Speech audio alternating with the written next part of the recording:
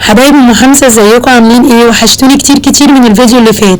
النهارده ان شاء الله هنعمل مع بعض الفراخ المشويه في الفرن، بس هنعملها بطريقه عبقريه، وهنعملها كمان بتتبيله وهميه. الفراخ تطلع معاكي طريه وجوسي ومستويه. كمان هنسلق الفراخ وهنشويها في الفرن، يعني 2 في 1. تستفادي بالشوربه وتشوي الفراخ. تعالوا كده نسمي الله، بس ما تنسوش لايك وشير لحبيبكم ام حمزه. اول حاجه سميت الله، واهم حاجه في الفراخ غسلها. لازم تغسلي الفراخ كويس جدا جدا عشان تتخلصي من اي ريحه زفاره موجوده في الفراخ.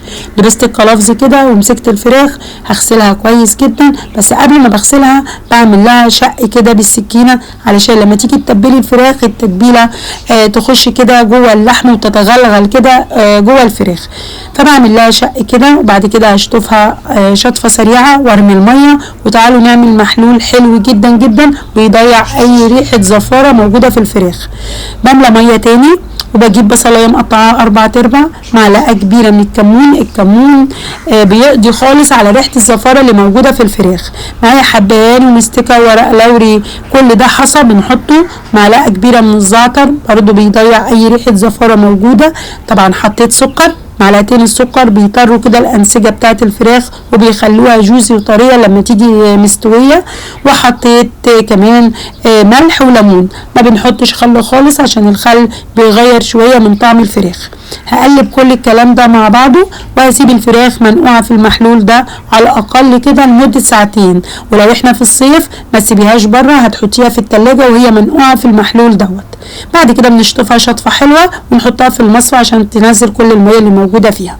تعالوا نحضر بقى التتبيله الوهميه العبقريه.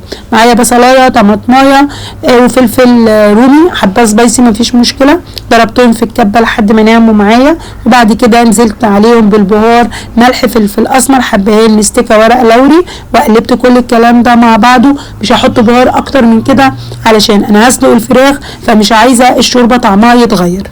طبعا الفراخ بعد ما نزلت الميه بتاعتها خالص، نزلت بالتتبيله اللي انا عملتها، وهمسك التتبيله دي ادخلها بقى في كل حته كده في الفراخ.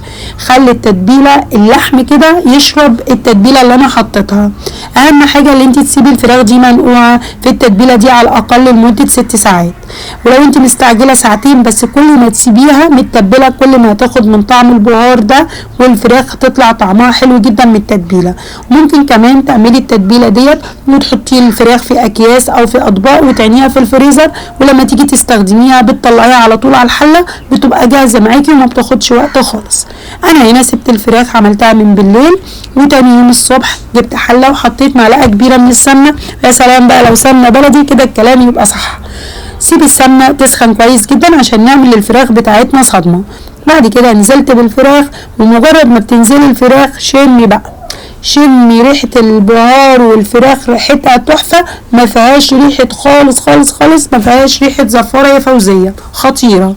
بشوح الفراخ كده على الاقل لمده 3 دقايق لحد كده ما يبدا لونها يتغير. وبعد كده بنزل بميه مغليه، ما ينفعش ابدا ننزل بميه من الحنفيه.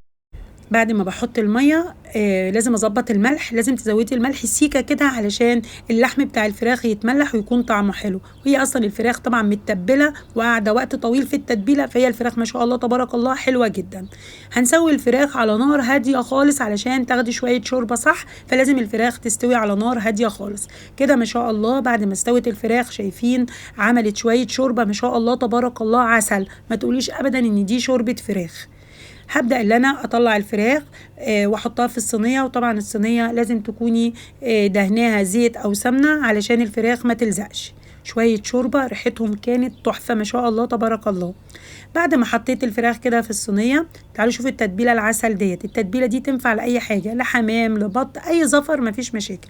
معلقة كبيرة من الصلصة، حط عليهم معلقة من الزيت، حط معلقة من السمنة، ملح وفلفل أسمر وليمونة. وبمسك الفراخ أدهنها بالخلطة اللي أنا عاملاها ديت، وبدخلها الفرن في الرف الوسطاني. يا دوبك ممكن تولعي الشواية، ممكن تولعي الفرن زي ما تحبي. يا دوبك ربع ساعة وبتطلع معاكي بالجمال والحلاوة اللي انت هتشوفيها دلوقتي ما شاء الله تبارك الله. طبعا ولعت لها فحمة بس المقطع ده اتحذف مني. بصوا الفرخة كده دايبة دوب ما شاء الله تحفة. وطبعا الشوربة تعملي جنبيها شوية ملوخية، وكده انت استفدتي بالشوربة وعملتي فراخ مشوية طعمها ما شاء الله عسل. كده الفيديو خلص، ما تنسوش بقى لايك وشير لأم حمزة.